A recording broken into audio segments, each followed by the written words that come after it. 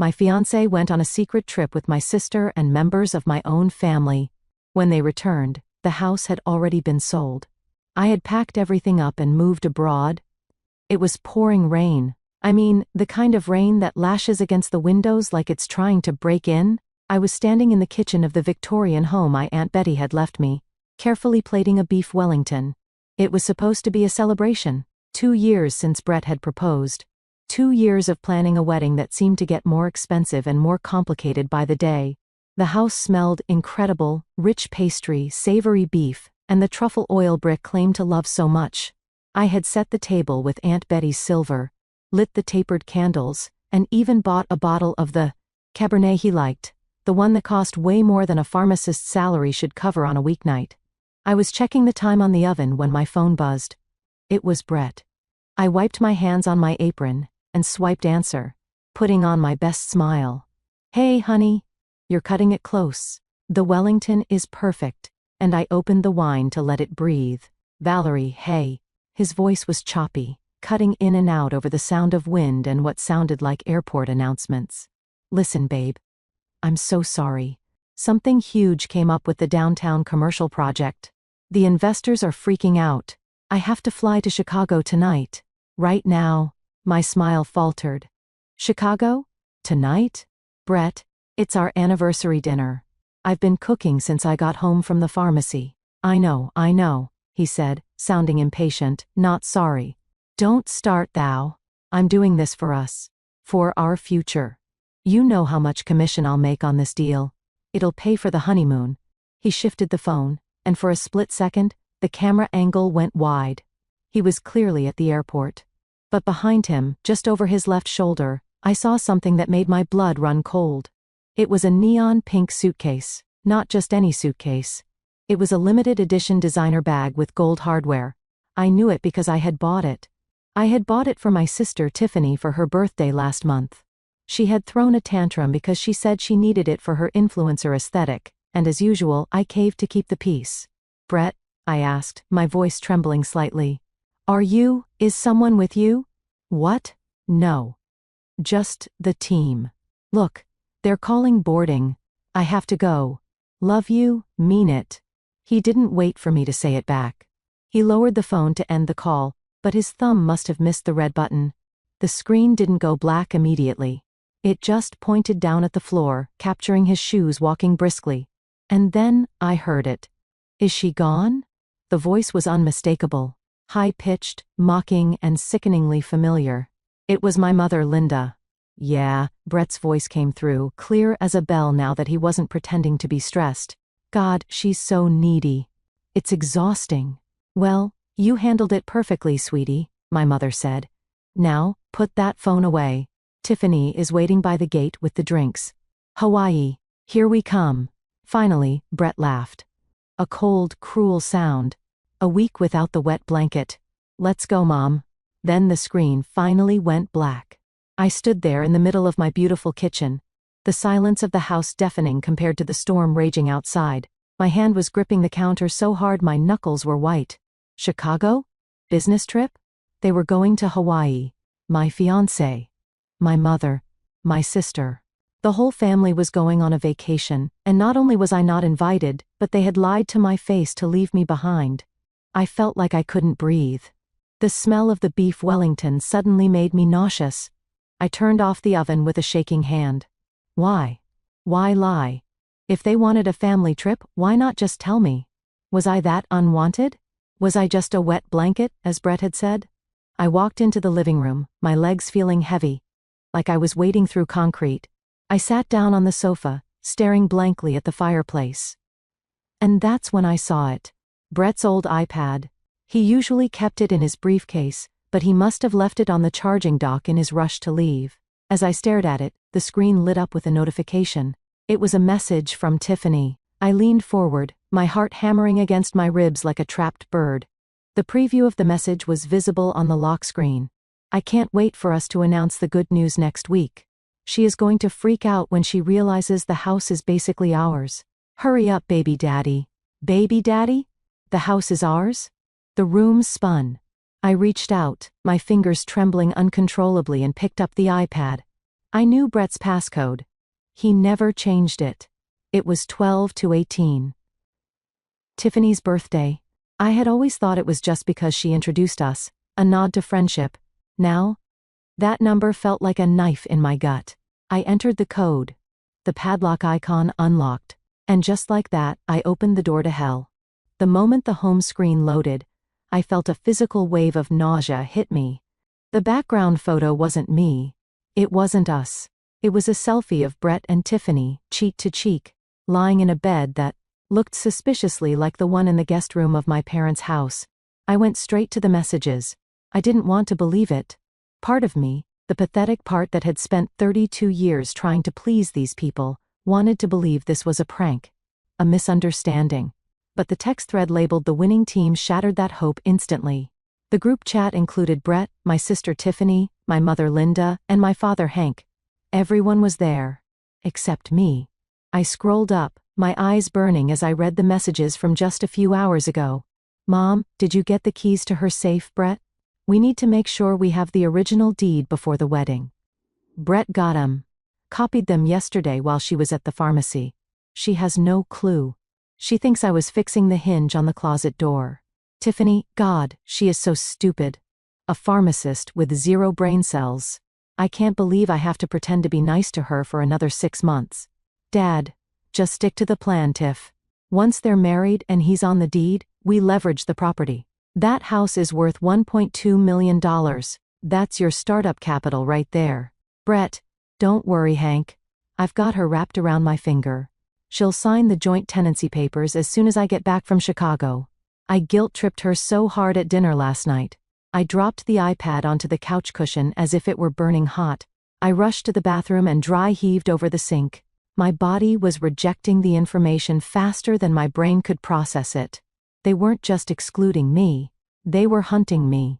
I washed my face with freezing cold water, staring at my reflection. Pale skin, wide, terrified eyes. "Pull yourself together, Valerie," I whispered. "You need to know everything." I went back to the iPad.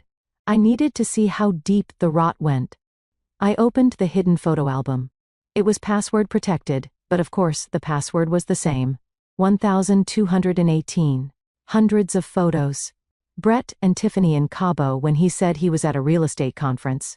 Brett and Tiffany had a concert I had bought tickets for, but he claimed he was sick, so I gave them to Tiffany to take a friend. And then the most recent ones. A sonogram. Dated 2 weeks ago. The name on the patient file was Tiffany Miller. "Hurry up, baby daddy." The text message suddenly made horrific sense. Tiffany was pregnant. My fiance was the father. And my entire family, my parents included, knew about it. They were celebrating it. They were planning to go to Hawaii to celebrate their new grandchild, funded by the money Brett had borrowed from our joint wedding account. I checked the banking app on the iPad. The wedding fund, which I had contributed 90% of from my salary and savings, was drained. Transaction, Aloha Resorts, $12,000. Transaction, First Class Delta, $4,500. Transaction, Tiffany and Company, $3,200. I felt a scream building in my throat, but it wouldn't come out. It was stuck behind a wall of pure, unadulterated shock. I went back to the messages. I searched for the word house. "Tiffany, I don't want to live in that dusty old museum of hers, Brett. It smells like old lady. Brett, babe, we aren't living there. Once she signs the joint tenancy, I own half. We force a sale or take out a massive home equity line of credit. We take the cash, buy that modern condo downtown you like, and leave her with the debt. Mom, or just renovate the basement. Valerie is used to being in the background. She can live down there and pay the mortgage while you two take the master suite. She'll do it if you say it's for the family. She's desperate for approval." That comment from my mother broke something inside me. She can live down there. Like a servant. Like a dog. They had scripted my entire demise. They had turned my life into a long con. The wedding wasn't a celebration of love. It was a hostile takeover of my assets. I looked around the living room. The shadows from the storm were dancing on the walls. This house. Aunt Betty's house. Aunt Betty had been the only person who ever really saw me. While my parents fawned over Tiffany's beauty pageants and cheerleading, Aunt Betty had sat with me in the garden, teaching me the names of herbs, helping me study for chemistry tests. When she passed away 3 years ago, the reading of the will had been the first time I saw my parents truly angry at me. Betty had left everything to me. To Valerie, the will read, because she is the only one who understands that a home is built with love, not leverage. My parents had tried to contest it. They failed. Then, suddenly, they became nice. They introduced me to Brett. They encouraged the relationship. He's a catch, Val, my dad had said. Don't mess this up. I realized now, sitting in the dark, that I hadn't messed anything up. I was just the mark in their con game. The rain lashed harder against the glass. I picked up the iPad again. I needed to save everything. Every text. Every photo. Every bank transfer. My hands were shaking, but my mind was starting to clear. The fog of love and duty was lifting, replaced by a cold, sharp clarity. They wanted the house. They wanted my inheritance. They wanted a war. And they had just made the mistake of leaving their playbook behind. To understand why I was so vulnerable to this deception, you have to understand the ecosystem I grew up in. In the Miller household, there were 2 distinct roles, and they were assigned at birth. Tiffany was the sun, and I was the shadow. Tiffany was the golden child. She was born 5 years after me, and from the moment she arrived, she could do no wrong. She was bubbly, demanding, and pretty in a conventional way that my mother adored. If Tiffany broke a vase, it was an accident, or worse, it was somehow my fault for placing it there. If Tiffany got a C in math, the teacher was incompetent. I, on the other hand, was the scapegoat. I was quiet, studious, and plain. I didn't like pageants. I liked books. I liked science. I remember my high school graduation vividly. I was valedictorian. I was giving a speech. I had looked for my parents in the crowd for the entire ceremony. They never showed up. When I got home, holding my diploma, expecting an apology, I found chaos. Tiffany, then 13, had broken a nail during cheer practice, a bad break that bled a little. My parents had rushed her to the emergency room and then taken her out for ice cream to calm her nerves. Oh, Valerie, stop being so dramatic. My mother had sighed when I cried. Your sister was in pain. It's just a speech. You can read it to us later. They never asked to hear it. The only person who came to my graduation was Aunt Betty, my mother's older, estranged sister. She sat in the front row, cheering loudly, holding a bouquet of wildflowers from her garden. Aunt Betty was wealthy, but you wouldn't know it by looking at her. She lived in a stunning, historic Victorian home on the edge of town, the very house I was sitting in now. She had never married, invested wisely in stocks back in the 80s, and lived on her own terms. My parents called her eccentric and selfish. I called her my savior. Valerie, she told me that graduation day, taking me out for a real dinner at the nicest steakhouse in town. Your parents are fools. They are chasing glitter, but you are gold. Solid gold. She grabbed my hand across the table. Her grip was strong, her eyes fierce. Promise me something. Promise me you will get your degree, get a good job, and never rely on them for anything. Financial independence is the only freedom a woman really has. I took that advice to heart. I worked 2 jobs through pharmacy school. I paid my own tuition. I bought my own car. When I landed a job at the city's biggest hospital, I thought, surely, now my parents would be proud. They weren't. They just asked for loans. Tiffany needs a new car for college. The roof needs fixing. I gave them money, hoping to buy their love. It never worked. When Aunt Betty died, the grief nearly broke me. But the reading of the will was a spectacle. My mother showed up wearing black, dabbing at dry eyes, expecting a massive payout. When the lawyer read that the entire estate, including the Victorian house, the stock, portfolio, and the savings, went to my beloved niece Valerie, the room exploded. That manipulative little witch, my mother had screamed, pointing at me. You turned her against us. It's not fair. Tiffany wailed. I wanted that house. It has the turret room. It's perfect for my vlog. But the will was ironclad. Aunt Betty had included a specific clause. I'm of sound mind and explicitly exclude my sister Linda and her husband Hank. as they have demonstrated a lifetime of poor judgment and unkindness. For 6 months, they didn't speak to me. I lived alone in the big house, tending to Betty's garden, feeling the ghost of her love in every room. Then suddenly, the thaw came. My mother called me one Sunday. "We've been thinking, Val. We were too harsh. Grief makes people do crazy things. We want to be a family again. Come for dinner?" I went. I was so starved for their affection that I ran back to the people who had hurt me, tail wagging. That night, they introduced me to Brett. "He's in real estate," my dad said, clapping a hand on Brett's shoulder. "Sharp guy? He can help you figure out what to do with that big old house. Maybe fix it up, increase the equity." Brett smiled at me. He was handsome, charming, and focused entirely on me. "I love old houses," he said. "They have soul. Like you." I melted. I thought I had finally won. I had the inheritance, and now because of it, I finally had my family's respect and a handsome boyfriend. I didn't realize that I wasn't the beloved daughter. I was just the host organism, and they were the parasites. Looking back now, the red flags with Brett were not just flags, they were giant, flashing neon billboards. But when you have spent your entire life being invisible, the sudden spotlight of a man's attention is blinding. Brett courted me with an intensity that felt flattering, but was actually predatory. Within a month, he was bringing me coffee at the pharmacy every day. Within 3 months, he was spending every night at my house.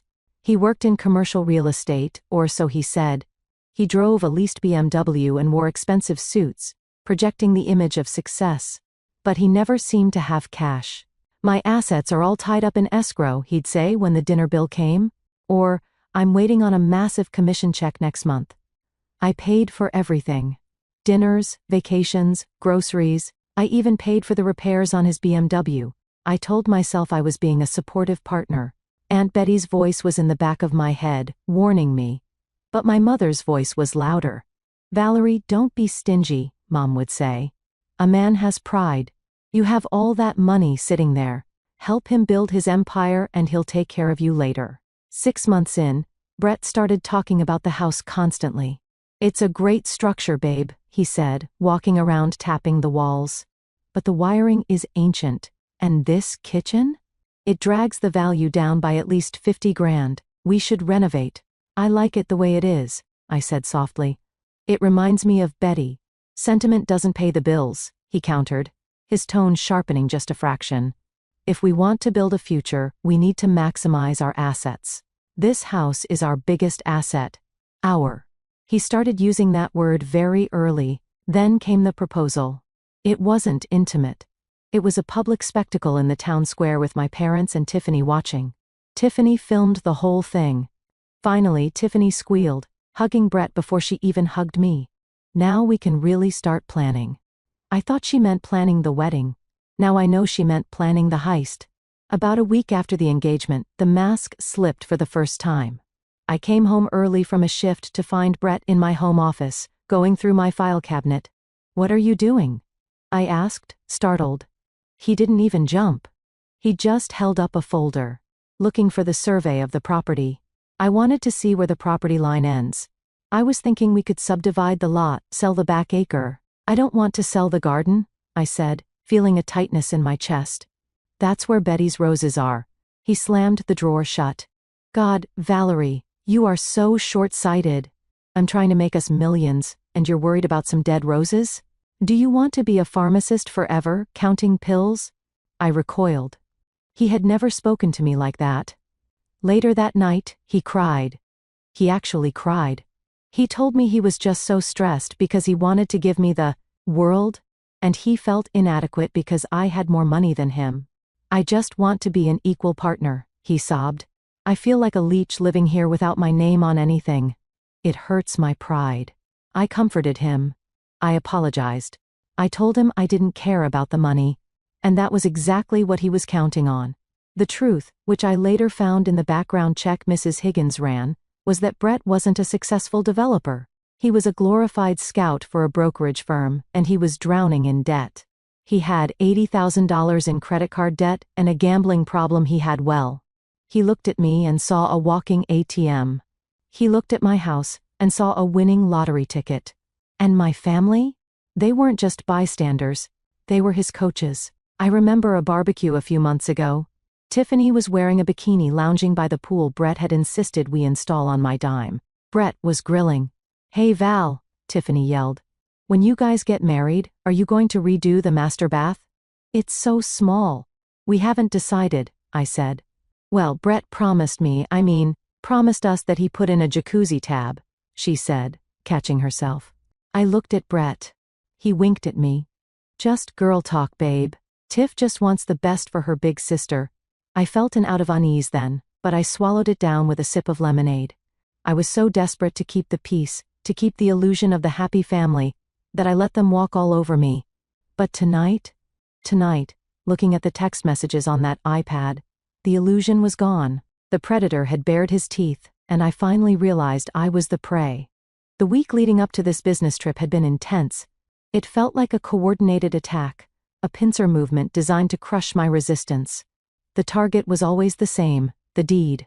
Joint tenancy. I had heard that phrase more in the last 7 days than I had in my entire life. It started at Sunday dinner at my parents' house.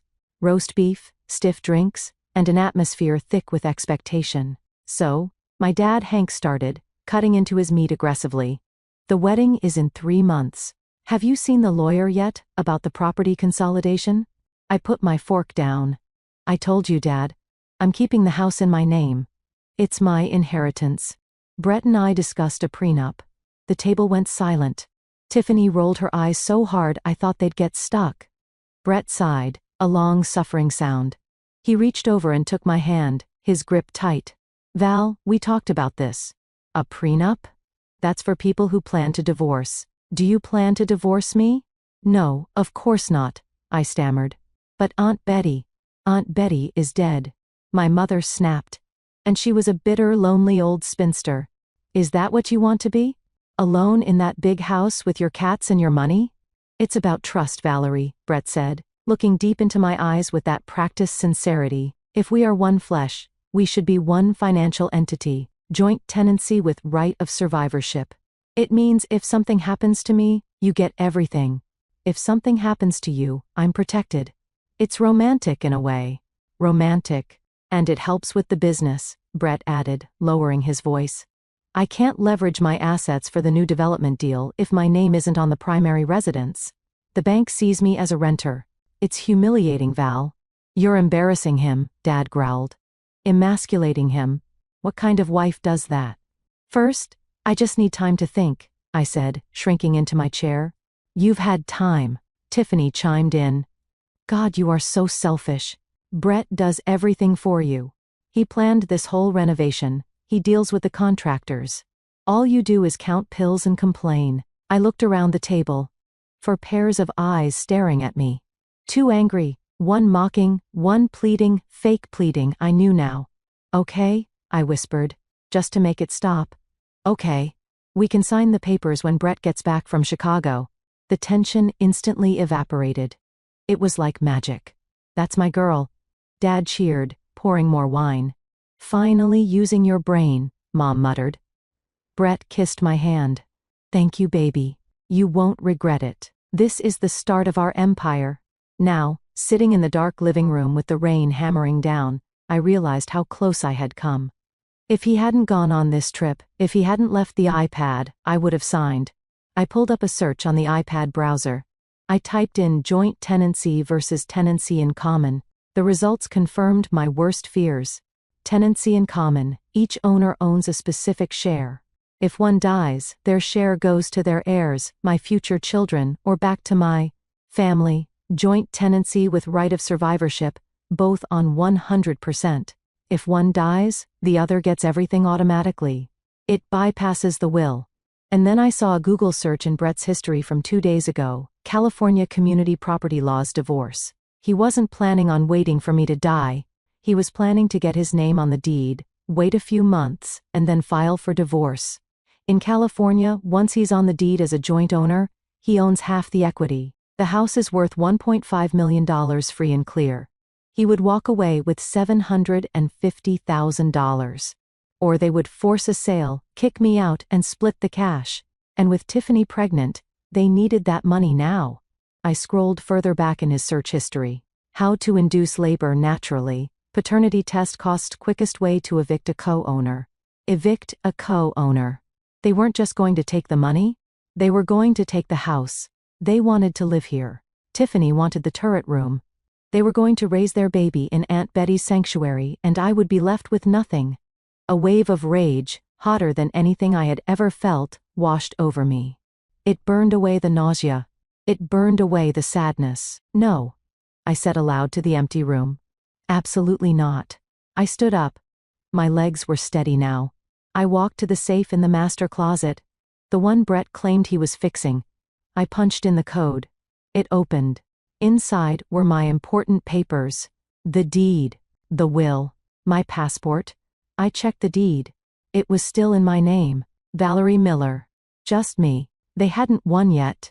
They had made one fatal calculation error. They assumed I was weak. They assumed I was stupid. And they assumed they had time. They were wrong. I needed a witness. I needed an ally. And I knew exactly who to call. Cassie? Cassie had been my best friend since pharmacy school. She was the complete opposite of me. Loud, brash, tattooed, and unafraid of confrontation. She had never liked Brett. From day one, she called him Ken doll with a darker soul. I had drifted away from her in the last year because Brett didn't like her. She's too rough, Belle. She's a bad influence. And because I was tired of defending him.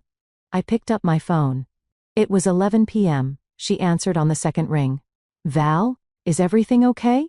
Why are you calling? You were right, I said. My voice sounded strange, robotic. You were right about everything. What did he do? Cassie's voice shifted instantly from sleepy to alert. Did he hit you? No. Worse. He's screwing my sister. And my parents are in on it. And they're trying to steal my house. Silence on the line. Then, the sound of rustling sheets and keys jingling. I'm on my way. Don't do anything. Don't confront them. Just lock the doors. I'll be there in 20 minutes. When Cassie arrived, she didn't hug me. She walked into the kitchen, took one look at the cold beef Wellington, grabbed the bottle of wine I had opened, and poured 2 massive glasses. Drink, she ordered, sliding a glass across the island. Then talk. I showed her the iPad. We spent the next 2 hours going through everything. Cassie didn't gasp. She didn't cry. She cursed. Creative, violent curses that made me feel slightly better. Okay, Cassie said, slamming the iPad cover shut around 1 a.m. This is war. And in war, you don't cry. You shoot. She looked at me, her eyes blazing. Val, look at me. Stop shaking. They think you are a doormat. They are banking on it. Literally banking on it. I know, I whispered. How could they? My own mother? Because they are narcissists and parasites, Cassie said bluntly. But we don't have time for psychoanalysis. We have a timeline. How long are they in Hawaii? 7 days. They come back next Tuesday. 7 days, Cassie nodded. Okay, we can do a lot in 7 days. She pulled out a notepad from her purse. First, evidence. We need to back up this entire iPad. Cloud, hard drive, printed copies, everything. Done, I said. I can do that tonight. Second, Cassie pointed a pen at me. The house. As long as you own this house, they will come for it. Even if you break up with Brett, he's got copies of keys, he knows the codes. And your parents? They will guilt you, harass you, maybe even see you claiming some ancestral right. It's toxic, Val. The house is the poison. I looked around the kitchen. I loved this house. It was my connection to Aunt Betty. But Cassie was right. As long as I had this asset, I was a target. And if I stayed here, every room would remind me of Brett's lies. Every corner would be haunted by the memory of Tiffany plotting my eviction. I can't live here anymore, I said, the realization hurting my chest. They tainted it. Exactly, Cassie said. So, we scorched the earth. We get rid of the bait. Sell it? I asked. But a sale takes months. Staging, listing, escrow. Not if you sell to an investor, Cassie said. My cousin works for one of those we buy ugly houses corporate firms. They buy for cash, close in days. You take a hit on the price, but you get liquid cash and you get out. Cash? I repeated. Yes. Cash. And you know who hates cash? People who want to steal half your equity through a divorce settlement that hasn't happened yet. Cassie leaned in. Sell the house. Take the money. Move. By the time they get off that plane with their lays and their tans, they won't be coming home to a mansion. They'll be coming home to a locked gate and a stranger. A shiver ran down my spine. Not of fear but of anticipation. I have a job offer in London, I said suddenly. Head of pharmacology at a research hospital? They emailed me 2 months ago. I was going to turn it down because Brett said he couldn't leave his business here. Cassie grinned, a feral, shark-like grin. London. Perfect. It's far, it's expensive, and they can't find you. She raised her wineglass. To the new Valerie. I clinked my glass against hers. To the scorched earth. The next morning, the storm had passed, leaving the sky a bruised purple. I didn't sleep.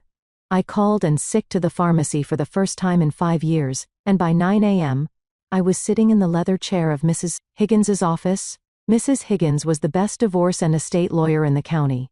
She was 60, wore sharp Chanel suits and terrified grown men for a living. She had handled Aunt Betty's will. I laid it all out. The iPad evidence, the texts, the planned joint tenancy fraud. Mrs. Higgins listened in silence, her face unreadable behind her glasses. When I finished, she took a slow sip of her coffee. Men like Brett, she said, her voice low and gravelly, are not just greedy, Valerie. They are sloppy. She opened a file on her desk.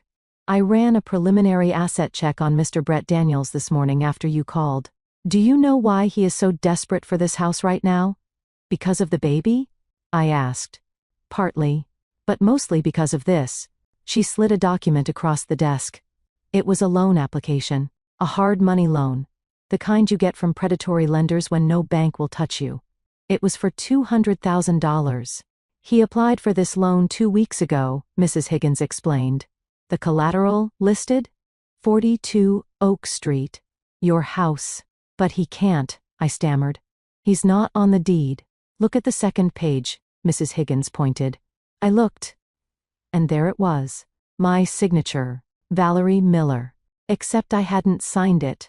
It was a good forgery, but the loop on the 5 was too wide. He forged my signature, I whispered. He committed a crime. Yes, Mrs. Higgins said. And here is the kicker. This loan hasn't funded yet. It's in final underwriting. The lender is waiting for the joint tenancy deed to be recorded to release the funds. That's why he needed you to sign next week. He's already spent this money in his head. Probably to pay off gambling debts or book that Hawaii trip.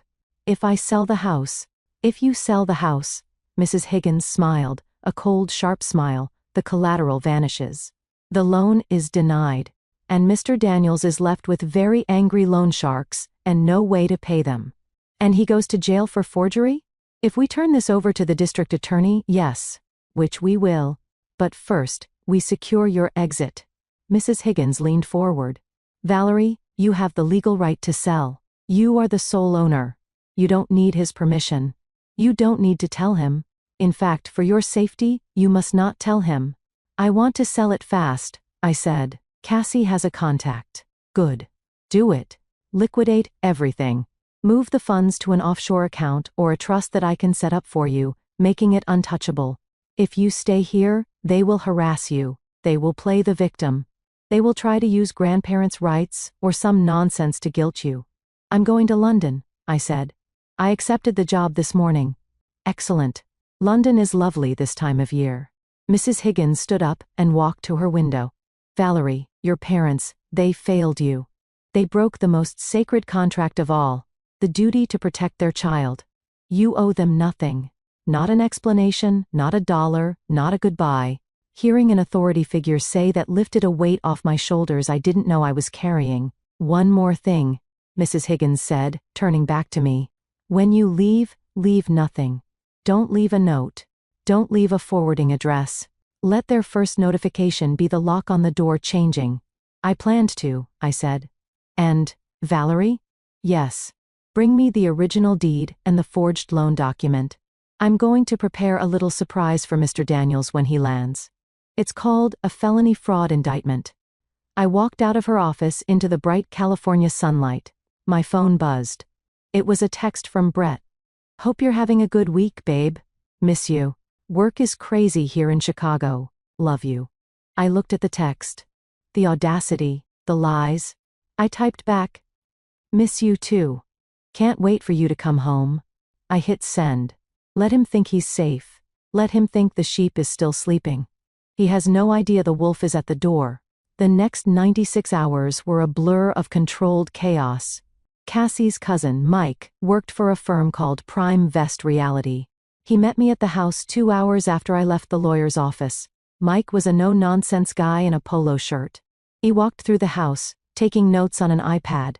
He didn't look at the crown molding or the antique fireplace. He looked at the square footage, the lot size, and the zip code. "It's a prime lot," Mike said, standing in the kitchen where my life had fallen apart just the night before. "But the market is weird. If you want to list it traditionally, you could get $1.6 million. Maybe $1.7 million, but it would take 60 days to close." "I don't have 60 days," I said firmly. "I have 5. Mike nodded. "Okay. Cash offer. As is. No inspections, no contingencies. We close on Monday, but the price will be $1.3 million. $1.3 million. That was $300,000 less than market value. A year ago, I would have balked. I would have thought about Aunt Betty's legacy. But then I thought about Brett's plan to leverage the house for $800,000 and leave me with the debt. I thought about Tiffany raising her baby in my turret room. $1.3 million was still a fortune. It was enough to start over in London. It was enough to never work again if I lived simply. But most importantly, it was freedom. "Deal," I said. "Seriously?" Mike looked surprised. "You don't want to think about it? Where do I sign?" We signed the preliminary papers right there on the kitchen island. "Okay," Mike said. "Title company will rush the search. We sign closing docs Friday. Money wires Monday morning. You need to be out by Monday at 5 p.m. We changed the locks then. Monday. The day before they returned. The countdown had begun. I went into overdrive. I couldn't hire a moving truck because the neighbors would see and might text my parents. I had to be stealthy. I focused on what mattered. Aunt Betty's jewelry. My clothes. My diplomas. The photo albums from my childhood, the few that had me in them. Everything else? It had to go. But I didn't want to just throw it away. I wanted to erase their traces. I went into the guest room, the room Brett and Tiffany had used. I stripped the sheets. I didn't wash them. I threw them in the trash. I took the mattress, the expensive memory foam mattress Brett had insisted on buying, and I dragged it down the stairs by myself. I called a junk removal service to take it away. "Bedbugs?" the junk guy asked, looking at the pristine mattress. "Something like that," I said. "Parasites?" Then came Brett's stuff. Brett had moved a lot of his things in over the last few months. Designer suits, his golf clubs, which he loved more than me, his collection of expensive watches, probably fake, or bought with debt. I didn't burn them. That would be dramatic, but wasteful. I sold them. I created an anonymous account on Craigslist and Facebook Marketplace. Flash sale. Men's luxury items. Cash only. Must pick up today. I priced his $2,000 golf clubs at $50. I priced his Italian leather sofa at $100. I priced his PlayStation and 70-inch TV at $200 for the bundle. People flocked to the house. I met them at the back door. I told them I was an angry ex-girlfriend. They didn't care. They just wanted the deals. Watching strangers carry away Brett's prized possessions gave me a dark, twisted satisfaction. Every empty space in the house felt like my lungs expanding, taking in fresh air for the first time in years. By Sunday night, the house was echoing. It was strange. The furniture I had grown up with, the antiques, I sold most of it to an estate liquidator who came with a nondescript van. "You're selling the Chippendale dining set?" he asked. "I'm the table where my father had yelled at me." "Take it," I said. "It has bad juju." I kept only 2 things from the furniture and Betty's rocking chair and her small writing desk. I had them shipped directly to a storage unit in London. Sunday night, I slept on a sleeping bag in the middle of the empty living room. The storm had passed days ago, but the silence in the house was heavy. I pulled up the tracking app on my phone. I had access to Brett's location because we shared a phone plan, which I paid for. Honolulu International Airport. They were enjoying their last Mai Tais. Probably toasting to their victory. Probably laughing about how easy it was to fool Valerie. I looked at the empty walls. "Goodbye, house," I whispered. "Thank you for protecting me. But I don't need walls to protect me anymore. I have claws." My phone pinged. An email from the title company. "Closing confirmed. Wire transfer scheduled for 9 a.m. tomorrow." It was done. Now, all I had to do was vanish. Monday morning arrived with a strange, hollow kind of silence. The storm had passed days ago, leaving the sky that crisp, hard blue that feels indifferent to human suffering. I woke up on the sleeping bag in the middle of the empty living room, my body stiff but my mind incredibly sharp. Today was the day. I had spent the weekend systematically dismantling the life I had built for us. It wasn't just about selling the furniture, it was about erasing the evidence of my own foolishness. I walked into the garage, where I had piled up the last remnants of Brett and Valerie. There was the custom cornhole set we'd bought for the engagement party, for $100, waste of money. There were the endless boxes of decorations for a wedding that would never happen. I had contacted a local women's shelter earlier that morning. "I have brand new household goods," I told the coordinator on the phone. "Linens, kitchenware, small appliances. Everything is high-end. Can you use it?" "We can use everything," she said, her voice thick with gratitude. "When can we pick it up?" "Now," I said. "But you have to take everything. I want this garage empty." Watching the shelter van pull away was the first time I felt a real pang of emotion. Not sadness for what I was losing, but relief that these things, bought with my money, intended for a lie, would actually help women who were trying to escape bad situations, just like me. Then came the personal purge. I went to the master closet. Brett loved his clothes. He was a peacock. He had rows of Italian suits, custom dress shirts with his initials on, the cuffs, and a collection of sneakers that he kept in pristine boxes. I didn't sell these. Selling them felt too dignified. I took a pair of heavy-duty kitchen shears and I went to work. I didn't shred them into confetti that takes too much energy. I just cut one crucial thing off each item. I cut the left sleeve off every suit jacket. I cut the seat out of every pair of trousers. I cut the tongue out of every single sneaker. It was petty. It was childish. And it was absolutely glorious. I stuffed the ruined couture into heavy-duty black trash bags and labeled them donation rags. As I was clearing out the top shelf of the closet, my hand brushed against a dusty cardboard box tucked way in the back. I pulled it down, coughing. His dust molds danced in the sunlight. It was labeled Valerie's Childhood in my mother's handwriting. I sat on the floor and opened it. I expected to find sentimental treasures. Instead, I found indifference. Inside were my old report cards, all straight A's, never framed, a few participation trophies from events I hated, and nothing else. No photo albums, no baby teeth, no lock of hair for my first haircut. But at the bottom of the box, buried under a spelling bee certificate, I found something that made my breath hitch. It was a small velvet pouch. Inside was a pearl necklace. Aunt Betty's pearls. I gasped. I had been looking for these for 3 years. After Betty died, they had vanished. I thought I had lost them in the move. I had torn the house apart looking for them. I had cried over them. And here they were, in a box labeled with my name, hidden in the back of a closet in my own house. My mother must have taken them. She must have swiped them during the funeral reception, hidden them here, and then, what? Forgotten about them? Or kept them as leverage? The realization made me sick. She stole from her dead sister, hid it from her grieving daughter, and then just let it gather dust. I clasped the pearls around my neck. The cool weight of them against my skin felt like armor.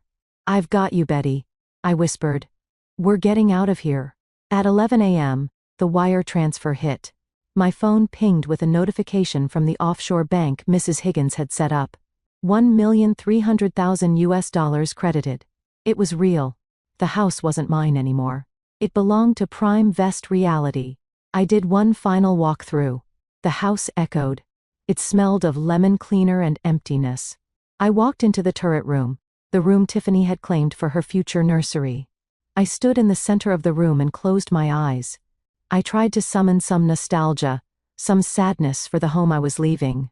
But all I saw was Tiffany's smug face and Brett's deceitful smile. "You wanted this house so bad?" I said to the empty air. "I hope you enjoy the view from the sidewalk." I walked up the front door and locked it. I placed the keys under the mat, exactly as Mike, the new owner's rep, had instructed. My Uber to the airport was waiting. I had 2 large suitcases and a carry-on. That was it. 32 years of life condensed into 50 pounds of luggage. As the car pulled away, I didn't look back. Mrs. Higgins was right. The rear-view mirror is for people who are afraid of the future. I wasn't afraid anymore. I was just cold. I pulled up my phone and checked the flight tracker. Delta Flight 432, from Honolulu to Los Angeles. Status on time. Arrival, tomorrow, 2 p.m. They were on their last day of paradise. They were probably packing their bags, tan and relaxed, excited to come home and ruin my life. I settled into the leather seat of the Uber. "International terminal, please," I told the driver. "Big trip?" he asked, meeting my eyes in the mirror. "One way," I said. "I'm moving to London." "Sounds like an adventure." "Oh, it is." I smiled, touching the pearls at my throat. "But the real adventure is going to be for the people I'm leaving behind. The international terminal at LAX is a strange place. It's a limbo between worlds, filled with people running towards something or running away from something. I was doing both. I checked my bags and went through security. My body felt light, untethered. I kept checking my phone, half expecting a text from Brett saying he knew that he had sensed the disturbance in the force. But there was nothing. Just silence. I went to the airline lounge, poured myself a glass of sparkling water, and opened my laptop. It was time to construct the weapon. I had been drafting the email in my head for 3 days, but now I had to make it real. Subject: update on the wedding and future plans. I added the recipients first. I wanted to make sure I didn't miss anyone. To Brett Daniels, Tiffany Miller, Hank Miller, Linda Miller. BCC. Brett's boss, Mr. Henderson. The HR department at his firm, the pastor of my parents' church, every aunt, uncle, and cousin on both sides of the family, our entire wedding guest list, and the loan officer. At the Bancorp, Brett tried to get the fraudulent loan. Mrs. Higgins had found his email. I took a deep breath and began to type. "Dear family and friends, I am writing this to inform you that the wedding scheduled for October 15th is cancelled. There will be no rescheduling. I know this comes as a shock to many of you, especially since my fiance, my sister, and my parents are currently enjoying a lovely family vacation in Hawaii, a vacation they told me was a frantic business trip to Chicago. But lies have a way of coming out, especially when you leave your iPad unlocked on the living room table. Attached to this email, you will find a few interesting documents that explain my decision. Screenshots of the group chat the winning team were my parents, sister, and fiance plot to force me into a joint tenancy deed to access my inheritance. Photos dated 2 years back confirming the sexual affair between Brett Daniels and Tiffany Miller, the sonogram of their unborn child. Conceived while Brett was engaged to me. Data forensic accounting of the $16,000 stolen from our wedding. Fund to pay for the secret Hawaiian getaway. Data copy of the loan application where Brett forged my signature to. Secured $200,000 from a predatory lender. To my parents, you always wanted Tiffany to have the best. Now she has my fiancé. I hope they are very happy together. Please do not contact me. I am no longer your daughter, your ATM, or your scapegoat. To Brett, the house on Oak Street has been sold. The locks have been changed. The new owners are very strict about trespassing. Also, I believe the district attorney will be in touch regarding the forgery. Good luck with your empire. To everyone else, I am sorry for the drama. I am moving overseas to start a new life where people tell the truth. Please respect my privacy. Sincerely, Valerie. I read it over 3 times. It was cold. It was factual. It was devastating. I attached the zip file containing all the evidence. The photos were high resolution. The text threads were complete. There was no room for denial, no room for its misunderstanding. I hovered my mouse over the schedule send button. I checked the time. Their flight landed at 2 p.m. tomorrow. They would get their bags, get in the cab, and arrive at the house around 3:30 p.m. I set the email to send at 3:05 p.m. Pacific time. Right when they would be realizing their keys didn't work. Right when the panic would be setting in. That's when their phones would start blowing up. That's when the world would know what they did. I clicked schedule. A small pop-up appeared, message scheduled for tomorrow, 3:05 p.m. I closed the laptop and slid it into my bag. My hands weren't shaking anymore. I felt a strange sense of calm, like the eye of a hurricane. Flight 102 to London Heathrow is now boarding. The announcer's voice echoed through the lounge. I stood up, smoothing down my coat. I walked to the gate, handed over my boarding pass, and walked down the jet bridge. As I stepped onto the plane, leaving American soil, I felt the heavy cloak of the old Valerie, the people-pleaser, the doormat, the shadow slip off my shoulders. I wasn't just leaving the country. I was leaving the version of myself that allowed them to hurt me. I found my seat, first class, because why save money for a wedding that isn't happening, and accepted a glass of champagne from the flight attendant. Celebrating something? She asked kindly. I looked out the window at the tarmac, heat waves shimmering in the distance. Yes, I said, a genuine smile spreading across my face. I'm celebrating a funeral. Oh, I'm so sorry, she looked confused. Don't be. I toasted the air. It was a long time coming. Landing in London was like waking up on a different planet. The air was cool and smelled of damp pavement and diesel, a stark contrast to the stifling heat of California. I took a deep breath, filling my lungs with the gray, beautiful smog of freedom. I had rented a temporary service department in Kensington while I looked for something permanent. It was small, modern, and blissfully empty of memories. No ghost of Aunt Betty, no shadow of Brett. Just clean lines and silence. I unpacked my 2 suitcases. I placed Aunt Betty's pearls on the dresser. I hung up my coats. Then I sat by the window with a cup of tea, English breakfast, strong, with milk, and looked at my watch. It was 11:05 p.m. in London, which meant it was 3:05 p.m. in Los Angeles. The email had just been sent. I picked up my phone. I had bought a UK SIM card at the airport, but I had kept my old US number active on Wi-Fi just for this moment. I wanted to see the mushroom cloud. I turned the Wi-Fi on. For a second, nothing happened. Then, the phone practically convulsed in my hand. Buzz, buzz, buzz, buzz. Notifications flooded the screen so fast I couldn't read them. Missed call, Mom, 4. Missed call, Brett, 6. Missed call, Tiffany, 2. Text from Mom, Valerie. What have you done? Answer the phone. Text from Brett, babe. This isn't funny. The key doesn't work. Where are you? Call me now. Text from Dad. You ungrateful Brett. You ruined us. Delete that email immediately. Everyone is calling me.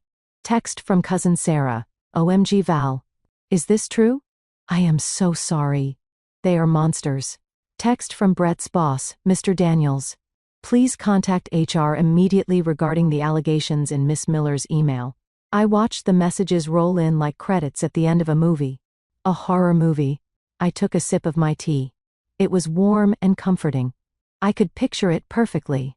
They were standing on the porch, surrounded by luggage, tired from the flight. The key jamming in the lock. The confusion. And then, the simultaneous pinging of phones and pockets and purses. The realization dawning on their faces like a slow-motion car crash. They thought they were coming home to conquer. Instead, they came home to a fortress that had locked them out, and a digital firing squad that had just taken aim. I didn't feel guilty. I checked my heart. Nope, no guilt. Just a profound sense of justice. Justice isn't always pretty. Sometimes it's messy. Sometimes it involves destroying reputations. But it was justice nonetheless. I swiped the notifications away without opening a single one. I wasn't going to engage. Silence is the loudest scream, Mrs. Higgins had said. I turned off the US SIM card. I removed it from the phone and placed it on the table. Then, I picked up a tiny metal pin and ejected the tray. I took the small plastic chip, my connection to my parents, to Brett, to the pain, and I dropped it into my hot tea. I watched it sink to the bottom. Now, they couldn't reach me. I was a ghost. I was a rumor. I was the monster under their bed. When I dropped that SIM card into the tea, I knew I had crossed the Rubicon. There was no going back. I had just nuked my entire family dynamic and left my fiancé homeless, jobless, and exposed to the world. It felt terrifying. But also, incredibly empowering. If you are listening to this and you have ever felt small, invisible, or used by the people who were supposed to love you, I want you to know that you have teeth too. You just have to be brave enough to bear them. If you are still with me, please take a second to hit that like button and comment the number 1 below. It tells me that you are part of the Scorched Earth Squad, that you believe in standing up for yourself, and that you are ready to hear how the villains of this story got exactly what they deserved. Senior Ones gives me so much strength. Thank you for having my back. Now, let me tell you what happened when the police showed up. I didn't witness the scene on the porch personally, obviously. I was 5,000 miles away, sleeping the deep, dreamless sleep of the vindicated. But I know exactly what happened. How? Because Mrs. Higgins is thorough. And because my neighbor Mrs. Gable is the nosiest woman on the planet, and she hates my mother. Mrs. Gable had been watching the house like a hawk ever since the for sale sign went up and came down in 3 days. She knew something was up. So when the taxi pulled up that Monday afternoon, she was ready with her iPhone, recording from her second-story window. She sent the video to Mrs. Higgins, who sent it to me a few days later. I watched it on my laptop in London, sipping wine. It was better than any reality TV show. The video starts with the taxi van pulling up to the curb. It's sunny in California. Brett gets out first. He looks tan, fit, and arrogant. He's wearing a Hawaiian shirt unbuttoned too low, sunglasses on his head. He stretches, looking at the house like a king surveying his castle. Then Tiffany spills out. She's wearing a floral maxi dress, holding her stomach dramatically. She was barely 8 weeks pregnant. There was nothing to hold. She points at the turret window and says something that makes Brett laugh. My parents, Hank and Linda, get out last. They look smug. My mother is already directing the taxi driver on where to put the bags, treating him like a servant. Just leave them on the porch, she yells. My son-in-law will get them. Son-in-law. They hadn't even waited for the wedding to give him the title. Brett walks up the path, swinging his keys on his finger. He's whistling. He walks up the steps to the heavy oak front door. He puts the key in. He turns it. It doesn't turn. In the video, you can see him frown. He jiggles it. He pulls it out, looks at it, wipes it on his shirt, and tries again. Nothing. What's the holdup, Brett? My dad yells from the sidewalk. I need to use the bathroom. The lock is stuck. Brett calls back. He sounds annoyed. Valerie probably changed the deadbolt or something? She's so dramatic about security. He starts pounding on the door. Val. Open up. It's us. Stop playing games. Tiffany waddles up the steps. Ugh. She's probably sleeping. Or crying? She's such a buzzkill. Just use the garage code. Brett goes to the keypad on the garage door. He punches in the code. Beep. Beep. Beep. Error. He tries again. Error. She changed the code, Brett says, his voice rising in pitch. Why would she change the code? Maybe she's mad we didn't call? Mom suggests walking up the driveway. Call her, Brett. That's when the phones start going off. In the video, it's almost comical. You see Brett reach for his pocket. Then Tiffany. Then Mom. They all look at their screens. For a solid 30 seconds, nobody moves. They are reading the email. I watched Brett's face transform. Even from the grainy distance of Mrs. Gable's phone zoom, I saw the color drain out of him. He went from tan to gray in seconds. Tiffany screams first. It's a high, piercing shriek. She knows. Oh my God, she posted the pictures. What do you mean she sold it? My dad bellows, reading the email. She can't sell it. It's family property, my loan. Brett shouts, looking at his phone in horror. She sent this to the bank. She sent this to Mr. Henderson. Panic sets in. Real, primal panic. They start banging on the door and windows. Valerie, my mother screams, her face twisted. Open this door. You can't do this to us. I'm going to kill her. Tiffany is sobbing, stomping her feet. My reputation. She sent this to everyone. Suddenly, the front door opens. But it's not me. It's a man. A very large man in a black security uniform. And next to him is a German shepherd that looks like it eats burglars for breakfast. The family freezes. "Can I help you?" the security guard asks. His voice is calm, deep, and threatening. "Who the hell are you?" Brett demands, trying to regain some alpha male posturing but failing miserably. "Where is my fiancé? Get out of my house." "Your fiancé?" the guard smirks. "There is no Valerie here. This property is owned by Prime Vest Reality. I'm the site security, and you are trespassing." "Trespassing?" Dad sputters. "I'm her father. This is my daughter's house." "Not anymore," the guard says. He points to the private property signed freshly staked in the lawn. "The previous owner sold the property and vacated the premises yesterday.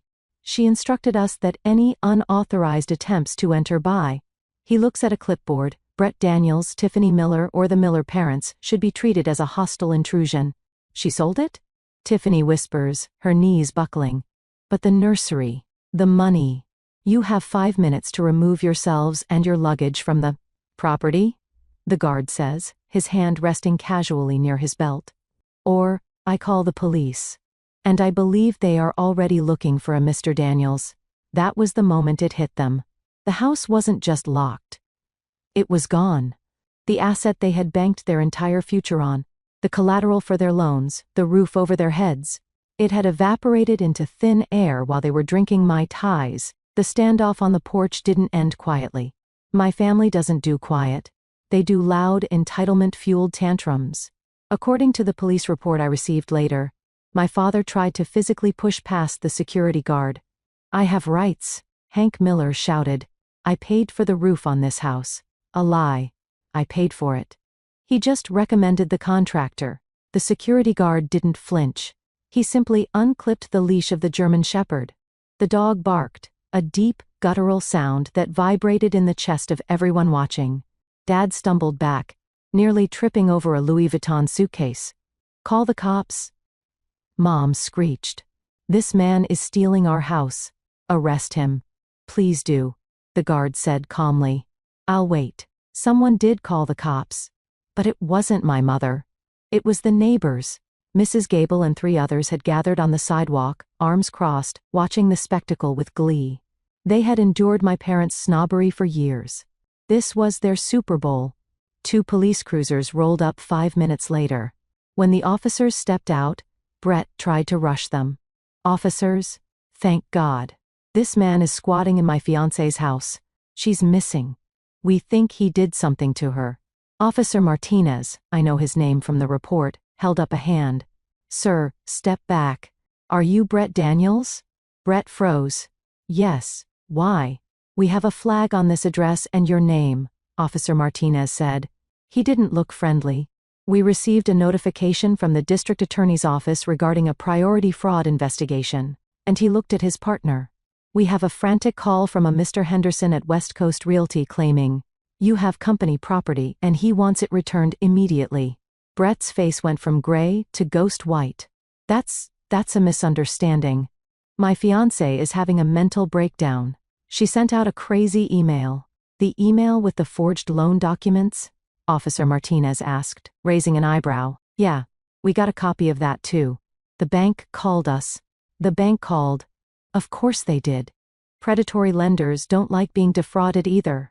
"We need you to vacate the promises immediately," the officer said to the group. "The new owner has provided all legal documentation. You have no right to be here." "But we have nowhere to go," Tiffany wailed, sitting on her suitcase, mascara running down her face. "We gave up our apartment. We were supposed to move in here." "Not a police matter, ma'am," the officer said. "Move your vehicles and your belongings or we will have them towed." The humiliation was absolute. Under the watchful eyes of the police, the security guard, and half the neighborhood. My family had to drive their heavy suitcases back down the driveway. They couldn't get a taxi. The driver who brought them had left long ago, unpaid, Mom had told. "Him get the bags and I'll pay you inside," which was obviously a lie. They had to call an Uber XL. They stood on the curb for 20 minutes, surrounded by their luggage. while neighbors took photos. My phone in London, which I turned on briefly to check emails, was exploding with updates from Mrs. Gable. Mrs. Gable, your mom just tried to kick the neighbor's cat. Police warned her. Mrs. Gable, Tiffany is vomiting in the bushes. Drama queen. Mrs. Gable, Brett looks like he's going to throw up. He keeps trying to call someone but nobody is answering. Nobody was answering because the email had done its work. While they were standing on that curb, the digital fallout was incinerating their social safety nets. My cousin Sarah had forwarded the email to the entire extended family group chat, the one I wasn't in. Sarah, did you guys see this? Aunt Linda and Tiffany are disgusting. I'm blocking them. The pastor of the church replied to my email directly. Reply all. Pastor John, I am deeply disturbed by these revelations. Adultery and theft are grave sins. Linda, Hank, please do not attend the potluck this Sunday until we have had a serious counseling session. And Brett's LinkedIn?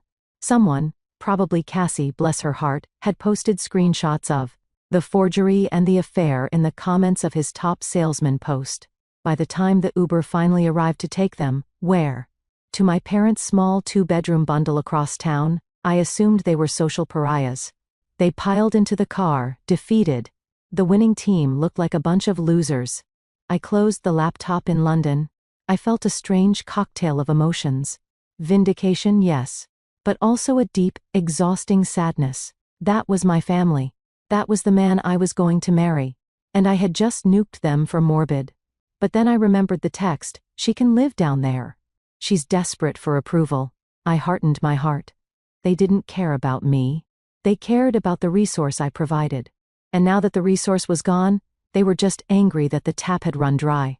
I went to the bathroom and washed my face. I looked at myself in the mirror. You did good, Val, I whispered. But the war wasn't over. The legal battle was just beginning. And Brett Daniels was about to find out that a forged signature is a lot harder to erase than a fiancé. The next few weeks were a masterclass in the consequences of one's own actions. I settled into my new job in London. The hospital was amazing, state-of-the-art, busy, and full of people who respected me for my brain, not my bank account. I rented a lovely flat in Notting Hill, yes, like the movie, but smaller and with better coffee nearby. Meanwhile, back in California, the Miller/Daniels clan was imploding, since they had all given up their leases, or sublet their apartments, anticipating the move into my house. They were forced to squeeze into my parents' 1,200-square-foot bungalow. Picture this, my parents, who value their privacy, Tiffany, who is messy and demanding, and Brett, who is used to luxury, all living on top of each other. One bathroom, thin walls, and zero money coming in. Brett was fired the day after he landed. Mr. Henderson didn't even let him come into the office to clear his desk. Security met him in the parking lot with a box. The company property he had to return included the BMW he was driving, which was a company lease.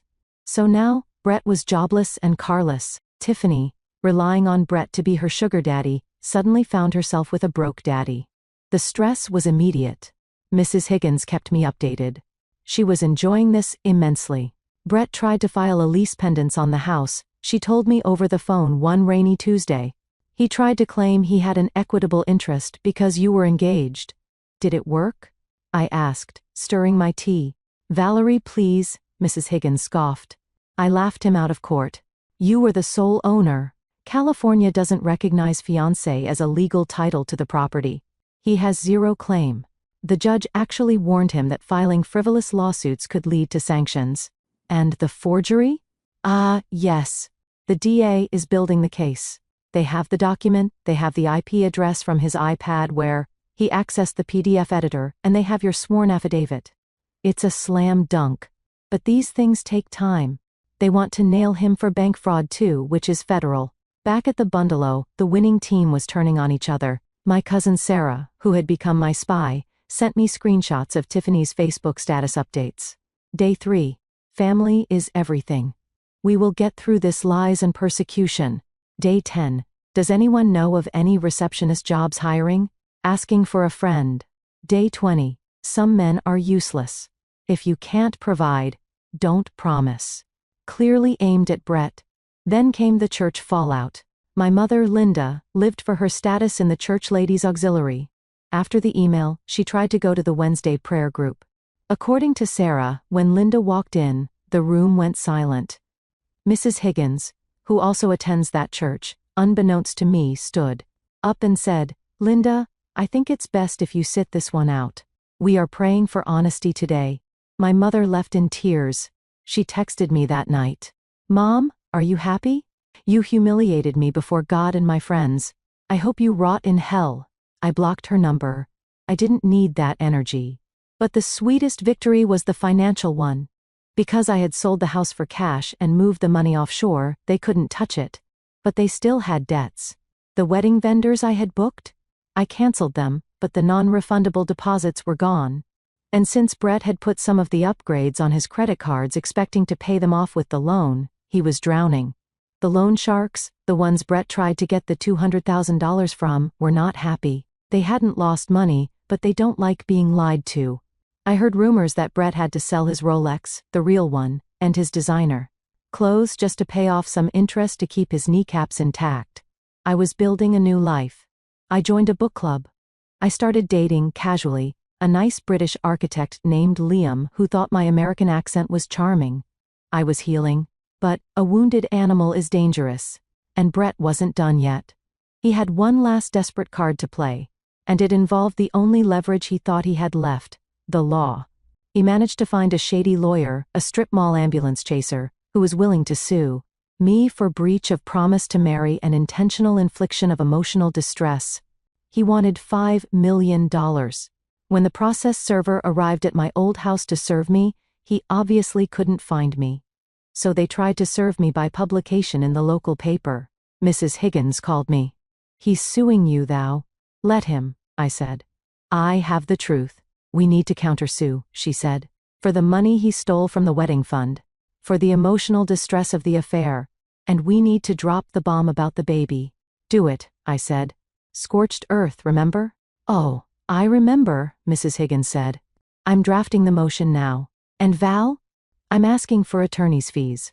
He's going to pay for every minute of my time." I hung up and looked out at the London rain. It felt cleansing. They wanted a fight? They were fighting a ghost. And ghosts are impossible to hit. The legal system moves slowly until it moves very, very fast. 3 months after I left, the hammer finally dropped on Brett Daniels. He was at the bundle, likely arguing with Tiffany, who was now showing and very unhappy about being broke when the knock came. It wasn't a process server this time. It was the police. They had a warrant. Mrs. Higgins sent me the details later. The district attorney had finalized the investigation into the loan application.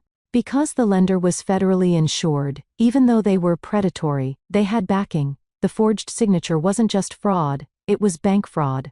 Charges: forgery of a legal document, attempted grand theft, identity theft, wire fraud. Brett was arrested in his boxers and a stained t-shirt. My father, Hank, tried to intervene, yelling, "Do you know who I am?" Nobody knew who he was. The police threatened to arrest him for obstruction, so he backed down. Tiffany filmed the arrest. Not to help Brett, but to distance herself. She was already spinning the narrative.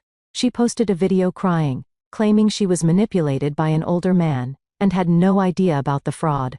"I'm just a victim," she sobbed to her 200 followers. He lied to me too. The loyalty of the winning team lasted exactly as long as the money did.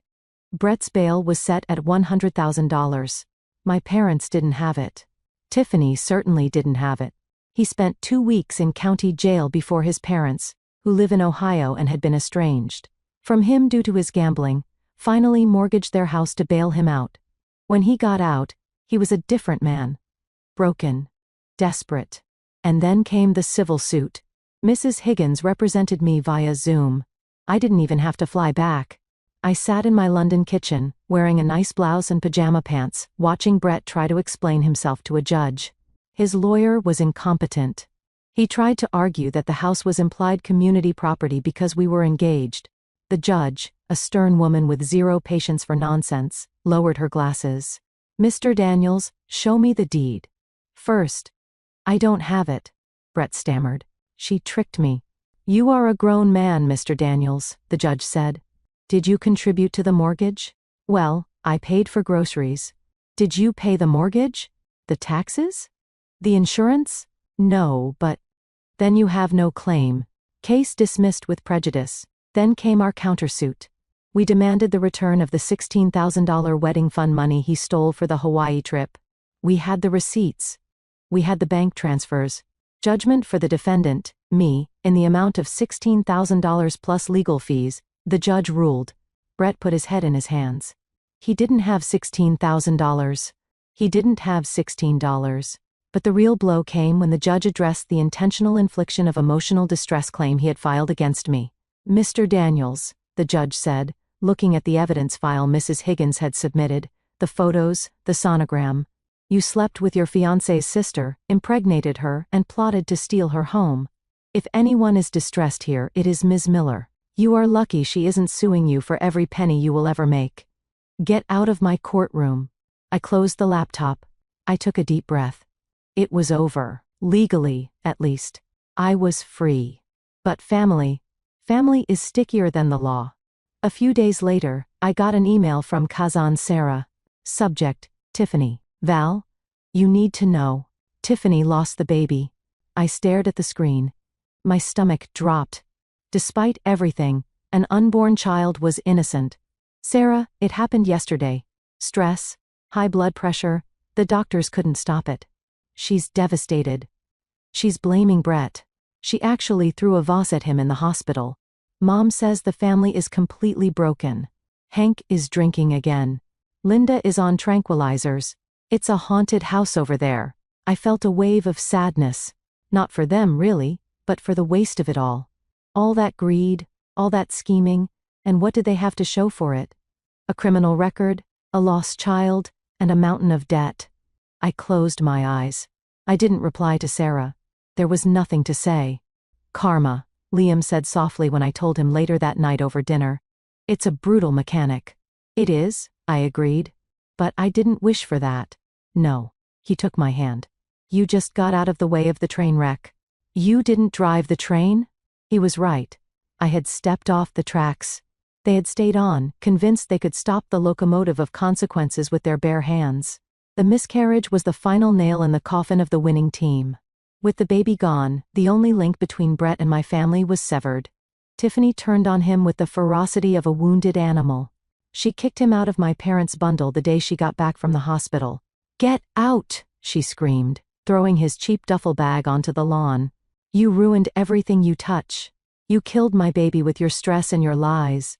Brett, pending trial and broke, had nowhere to go. He ended up sleeping in his car, a beat-up sedan he bought with his remaining cash, for a week before fleeing back to Ohio to live in his parents' basement. My parents were left with the wreckage of their favorite daughter. Tiffany fell into a deep depression. She refused to work. She blamed everyone, Brett, the doctors, and of course, me. If Valerie hadn't sold the house, I wouldn't have been stressed. She wailed to my mother. It's her fault. She killed my baby. And my mother, in her infinite delusion, believed her. They started a smear campaign in the town. They told anyone who would listen that I was a monster who evicted my pregnant sister and caused her miscarriage. But small towns talk. And thanks to the email I had sent, everyone knew the timeline. Everyone knew about the affair. The smear campaign backfired. People crossed the street to avoid Linda Miller. The grocery store clerk wouldn't make eye contact with Hank. They were isolated, alone in their small, crowded house, stewing in their own toxicity. Meanwhile, in London, spring was arriving. The parks were exploding with daffodils. I received a letter from the Department of Justice in California. Subpoena to testify. They needed me for Brett's fraud trial. I called Mrs. Higgins. Do I have to come back? I asked, dread pooling in my stomach. No, she said. We can do a video deposition. You are a resident of the UK now. I'll handle it. The deposition was grueling. I had to retell the story, identify the documents, verify my signature was forged. But I did it. Brett took a plea deal. To avoid the maximum sentence of 10 years, he pleaded guilty to 1 count of bank fraud and 1 count of forgery. He was sentenced to 3 years in federal prison, followed by 5 years of probation. He was also ordered to pay restitution, which he would never be able to pay. The day the sentence was handed down, I felt nothing. No joy, no vindication, just a quiet closing of a door. I went for a walk in Hyde Park. I sat on a bench and looked at the swans. I was 33 years old. I was single. Liam and I had parted ways amicably. He moved to Dubai. I was wealthy. I was free. I thought about Aunt Betty. I hoped she was proud. I had protected her legacy by liquidating it. It was a paradox, but it was the only way. My phone rang. It was an unknown number. Usually I ignored them. But something told me to answer. Hello? Valerie? It was my father. His voice sounded old, broken, slurred like he had been drinking. Dad, I said, my voice steady. Valerie, please, he rasped. Your mother, she's not doing well. The stress. Tiffany is out of control. We're drowning here, Val. The legal fees for the eviction fight, the loans we took for Brett, we're going to lose the house. He was asking for money. After everything. After the name-calling, the theft, the betrayal, he was calling to ask the scapegoat to save them again. Dad? I said. Just a loan, he begged. For family. You have millions now. Just $50,000. To save your childhood home. I looked at the swans gliding on the water. They were so graceful, so unbothered. I don't have a childhood home, Hank, I said. I lived in a house with 3 strangers who used me. Don't be cruel, he wept. We're your parents. No, I said. You're Tiffany's parents? Ask her. She has nothing. Then I guess you're all in the same boat, I said. I suggest you sell the bungalow. Downsize? It's what financial advisors recommend. Valerie. Goodbye, Hank. Don't call this number again. I hung up. I blocked the number. I sat there for a long time, waiting for the guild to come. I waited for the conditioned response of the scapegoat, the urge to fix, to help, to please. It didn't come. Instead, I stood up, brushed the crumbs off my coat, and walked toward the subway. I had a reservation at a new Italian restaurant. I was going to order the most expensive wine on the menu, and I was going to drink it to the memory of the girl who used to be Valerie Miller. Time heals, they say. I don't know if it heals, but it definitely creates distance. 1 year after the Great Escape, my life was unrecognizable. I had been promoted to director of research at the hospital. I had bought a small cottage in the Cotswolds for weekends, a place with a garden that rivaled Aunt Betty's. I was happy. Truly, quietly happy. I hadn't heard from my family in 6 months. The last I heard from cousin Sarah, before I told her to stop updating me because I didn't want to know, was that my parents had indeed lost their house. They were living in a rental apartment.